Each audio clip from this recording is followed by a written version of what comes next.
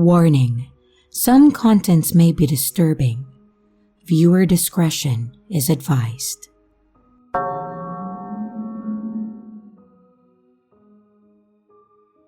My friend, 16, and I, 17 female, had been drinking at our friend's place, and we were pretty drunk. And at like 5 a.m., we finally decided to head home and took the first bus. However, when we climbed to the back of the bus, a guy, around 60 and male, with a goofy hat, immediately complimented my friend, saying that we were good looking. Without thinking too much, my friend thanked him. But as we sat down, the man joined us, sitting right next to me. He went on about how he was so drunk and then proceeded to ask my friend for a drink. My friend accepted the offer for €5. However, the man continued the questions as he was looking for the bill in his pockets. He asked for my friend's name and at which stop we would get off. He would repeat the question over and over again, even though my friend told him that they were not comfortable with answering. And that's when we actually started to realize the true nature of the situation. Fortunately, that's also when some younger guys decided to step in. They told him to move and to stop bothering us. He was very resistant, even though he eventually obeyed. He gave the drink back to my friend and then went to sit elsewhere. This interaction caused a verbal fight between the man and the younger men. The younger men, who were also drunk, provoked the older man with some pretty bad insults. Even though the younger men had not handled the situation very well, we wished them good night and told them to take care when we hopped off the bus. Feeling relieved, we started walking towards a tram stop, waited for a bit, got on a tram, and then waited for it to leave. We both were low-key scared as hell still, but we tried to brush it off. But then, the worst case scenario happened. I saw the man walking towards the door of our tram. He got on, keeping an intense eye contact with us. This man had followed us to the tram. It couldn't have not been a coincidence because he entered so much later than us. He had noticed that we had left the bus and made the last-minute decision to follow us. He literally walked towards us, fists clenched, and I was sure that he was going to hit me, so I raised my hand to protect my head. He just stood there for a moment while I waited for the punch. Luckily, it never came. He sat down very close to us and started talking about how he would kill those men and that he knew where they live. With text messages, my friend and I decided to get off a stop earlier than we had planned to. And on the stop, we immediately started running until we reached a shady walkway where we could still see the stop. We stayed there silent for a moment until we were sure that the man didn't also get off. After that, we walked through the forest to make sure that he couldn't find us anymore.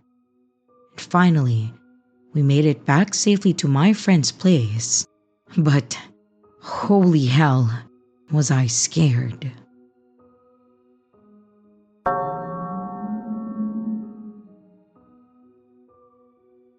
Hey everyone, I just need to get this off my chest. Maybe I'm overreacting, but I can't tell anymore. I, a 27-year-old female, works at a small 24-hour coffee shop on the night shift. I go from 10 p.m. to 6 a.m. I took it because the pay is a little higher, and honestly, I really need the money. Rent, bills, groceries, it all adds up. And switching to days would mean losing that extra bit that keeps me afloat. It's usually pretty calm. A few regulars, security guards, delivery drivers, students that are studying late, and they're nice enough. But then there's this one guy. He started coming in maybe 2 months ago, mid-40s, plain looking, always in a black jacket no matter what. He orders the same thing every time. A large vanilla latte, extra hot. Yep, extra hot. Never adds sugar, never changes his order. At first, I didn't think much of him. He was polite, kind of quiet but normal. But lately, something about him just feels off. He lingers after finishing his drink, sometimes for an hour or more. He always sits at the same corner table where he can see me clearly, even when the rest of the shop is empty. He doesn't really do anything weird. He just watches. Sometimes he smiles if I glance his way, but it's this small, almost knowing smile that makes my stomach twist. Once, when I was taking the trash out at around 3 a.m., I came back in and he said, "Careful out there, it's dark." I laughed it off and I said, "Oh, yeah, I know." And then I went to the back room, but it stuck with me. He must have been watching me through the window the whole time. A week ago, he started coming in right before my shift starts, like he knows my schedule already. When I arrive, he's already sitting there with his cup, waiting. I don't know how he times it like that. But then last night, he made a comment that really unsettled me. I was making his drink and then he said, kind of casually, "You work hard. Must be tough walking home at this hour." It wasn't threatening exactly, but I never told him that I walk home. I've never even mentioned where I live or that I don't drive. I laughed awkwardly and I just said something like, "Oh yeah, it's not too bad." But I couldn't shake the feeling that he had been watching me after my shift too. Now, every time that I walk home, I feel like someone's behind me. I can't see anyone, but I keep hearing footsteps that stop when I stop. But it's probably just my nerves, right? I'm probably just imagining things because I'm being paranoid, right? I've told my manager, but he just said to keep things professional and not to assume the worst. It's not like the guy's done anything illegal. Not yet, anyway. He just makes me uncomfortable. I don't know what to do. I can't afford to switch shifts and I feel ridiculous calling the police over a hunch. But the other night when I was closing up, I look out the window and there he was, standing by the streetlight across the road, not moving and just watching the shop. It's probably nothing. Maybe he lives nearby. But every time the door chimes and I look up, I half expect it to be him again, smiling, waiting for his latte.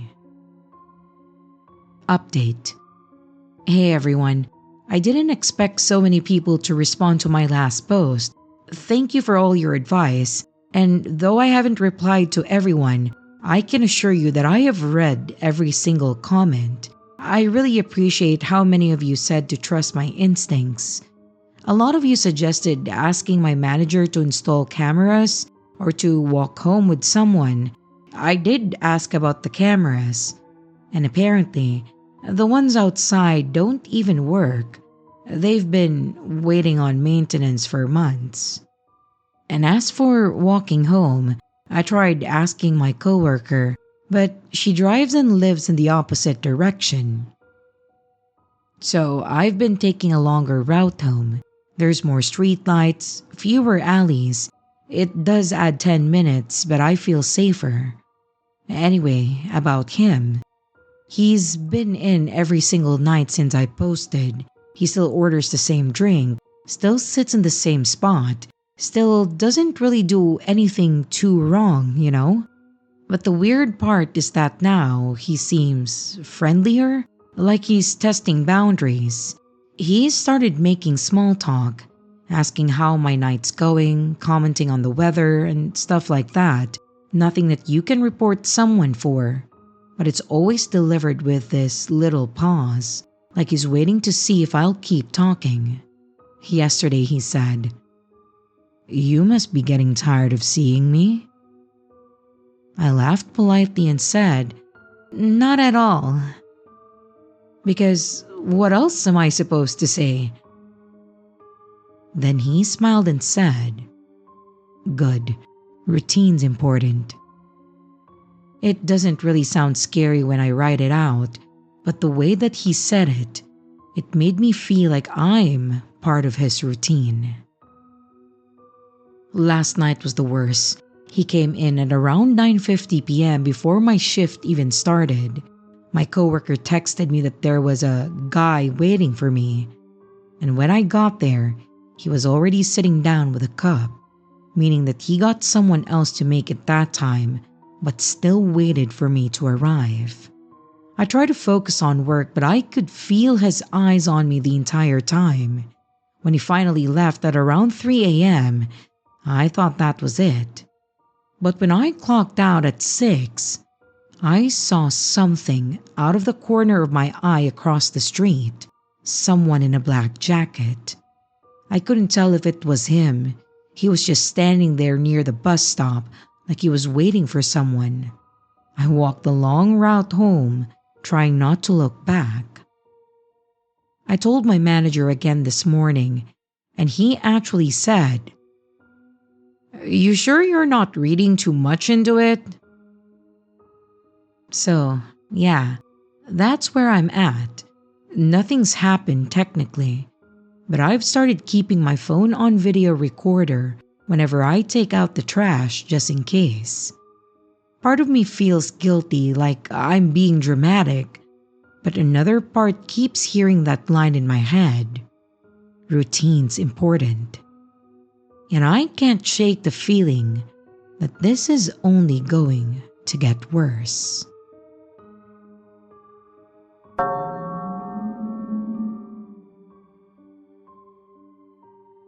This happened a few years ago.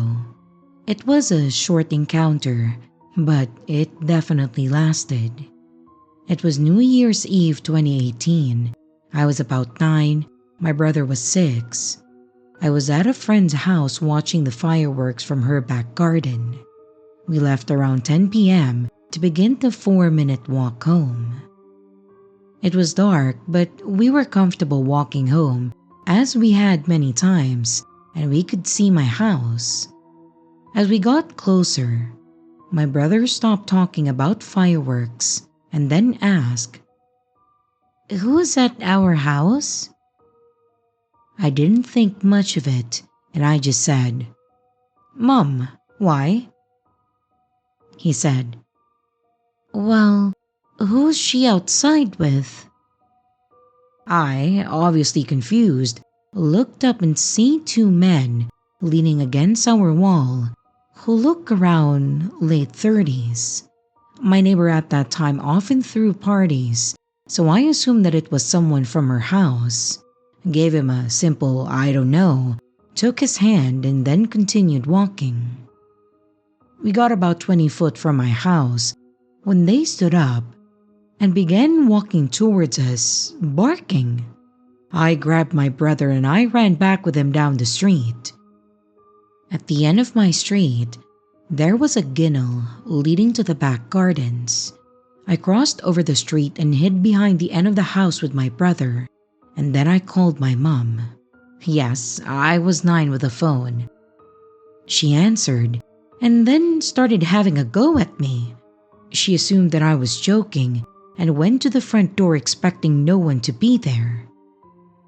I heard the door open and it was silent for a few seconds. I then heard her yelling, "What the fuck are you doing sat on my wall?"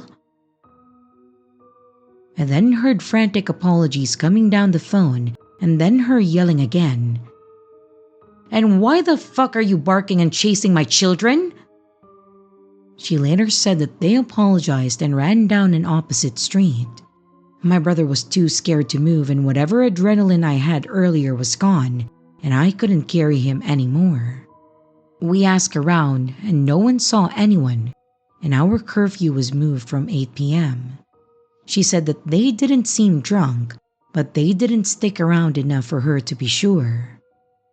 Shortly after, I was in the same backings with a friend, around 7.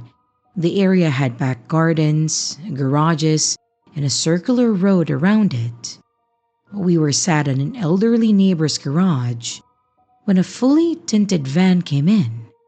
We ignored it, assuming it was here to fix something, and after ignoring it, we completely forgot about it and began skipping in the road.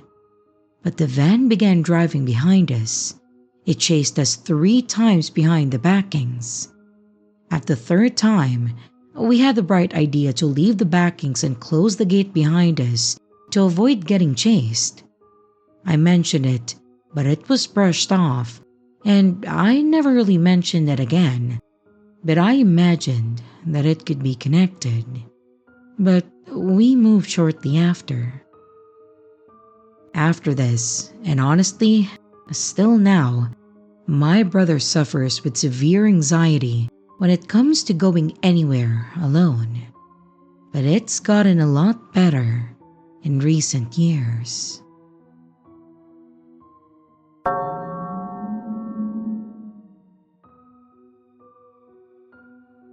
I used to do my grocery shopping late at night. It was quieter that way. There were no lines, no crying kids, no one standing in front of the freezer doors for 10 minutes just trying to decide on what ice cream they would get. For some background, I live alone and I work from home, so running errands at around 10 or 11 p.m. was normal for me. I always went to this 24-hour store that was open. It was small, but it was clean. It had those bright white lights that make everything feel too sharp. There was usually only one cashier working, and maybe 2 or 3 other customers wandering around. It always felt safe though, almost peaceful in a very weird way. Anyway, the first time that I noticed him, it didn't even register as strange. To describe him, he was tall, maybe mid-30s, wearing a gray hoodie and jeans. He looked like any other person just trying to grab groceries before bed, and I passed him a few times. We did that awkward aisle dance when you're both trying to move around each other. I smiled a little. He didn't smile back, but that's okay, he just kept walking. I didn't think about it again until a few nights later. It was almost midnight and I'd run out of coffee, so I stopped by the store again. It was mostly empty, just the hum of the refrigerators and the soft pop music playing from the ceiling speakers. I turned into the baking aisle, and there he was. The same gray hoodie, same jeans, same blank face. He was just standing near the end of the aisle, not looking at anything in particular. I thought maybe I was imagining it. It's not like I own the store. People are allowed to shop whenever they want. But something about how still he was made my stomach twist a little. He didn't have a cart or basket, and his hands were in his pockets. So I just grabbed what I needed and I left pretty quickly that night. Over the next few weeks, I started noticing him more often. It wasn't every single time, of course, but it was often enough that it became impossible to ignore. No matter what time I went, 10 p.m., 1 a.m., even once at around 3 a.m., he was there. He was always alone, always empty-handed. Sometimes he would be near the entrance, pretending to look at the magazines. Sometimes he would be in the produce section, staring down at his phone, but never scrolling. Once, I even caught him just standing near the self-checkout area, facing the doors. He never looked directly at me, but I always knew that he knew that I was there. It was a strange kind of awareness when someone doesn't make eye contact but still seems to track your movements. To be honest, I really don't know how to explain it properly. One night, I decided to test it. I took a basket and I started walking in a random order. Frozen foods first, then cleaning supplies, then back to the produce. And each time that I turned down a new aisle, I would catch a glimpse of him at the other end, just pretending to look at something. He wasn't following me closely, but he was everywhere I went. The weirdest part was that I never saw him fully check out. I'd pay, walk out to the parking lot, and glance back through the glass doors, and he would still be inside. No groceries, no cart, no bags, just standing there. I told myself that he may be an employee off shift, or someone waiting for a friend, or even just another night owl with insomnia. I tried to rationalize it every single time, but that little voice in the back of my head kept whispering that something was off about this guy. The night that I finally stopped going there started like any other. I had worked late that night, and I then realized that I was out of dish soap, so I headed to the store at around 11:30 p.m. This time it was raining hard, the kind that makes the streetlights look blurry. When I pulled into the parking lot, I noticed that there were only two cars, mine and another, and it was parked way off to the side near the edge of the lot. Inside the store was completely empty except for the cashier. I grabbed a basket, hurried through the aisles, and I tried not to look around too much. Still, when I turned the corner near the dairy section, I saw him again. Same hoodie, same blank face, just standing near the milk fridge. This time, I didn't look away. I watched him for a few seconds, waiting for him to move or pretend to shop, but he didn't. He just stayed there, eyes low like he was waiting for something. I felt that creeping heat crawl up my neck, the kind that makes your whole body tense before your brain even knows why. I left the basket right there, and I walked straight to the front. I tried to act casual, but my hands were shaking when I took my keys out of my pocket. And when I got outside, the rain had stopped and the parking lot was still empty, except for my car and that same car parked far away. It was an older model sedan, dark colored, maybe navy blue or black. The headlights weren't on, but I could tell that someone was sitting inside. I didn't look too closely. I just got into my car, locked my doors, and I started the engine. As I was backing out, I saw movement in my rearview mirror. The store doors opened and the man stepped outside. He wasn't running or hurrying, he was just walking, like he knew where I was going to go next. I drove home faster than I should have, and the whole time I kept checking my mirrors, waiting to see those headlights behind me. But luckily, no one followed. For the next few days, I couldn't shake it. I told myself that I was overreacting, but something deep down told me not to go back to that store. I switched to a different store across town, one that closed at 10 p.m., and I started shopping earlier in the evenings when more people were around. About 2 weeks later, I was scrolling through a local news page on Facebook and a headline caught my eye. Man arrested after trespassing at a local 24-hour grocery store. The post said that security had been receiving complaints for months about a man loitering in the aisles late at night, never buying anything, just watching people come and go. When the police questioned him, They found a set of house keys on him that didn't belong to him and a folded piece of paper with several license plate numbers written down. I didn't have to read further to know one of those numbers was probably mine, and I never went back to that store again.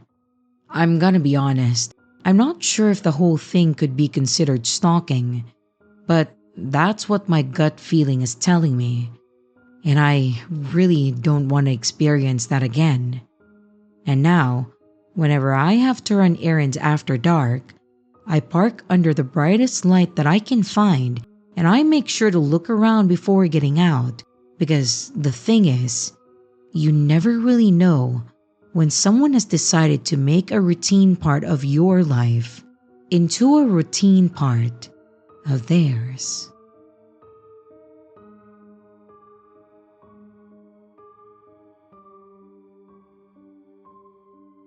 And here's the riddle for this video.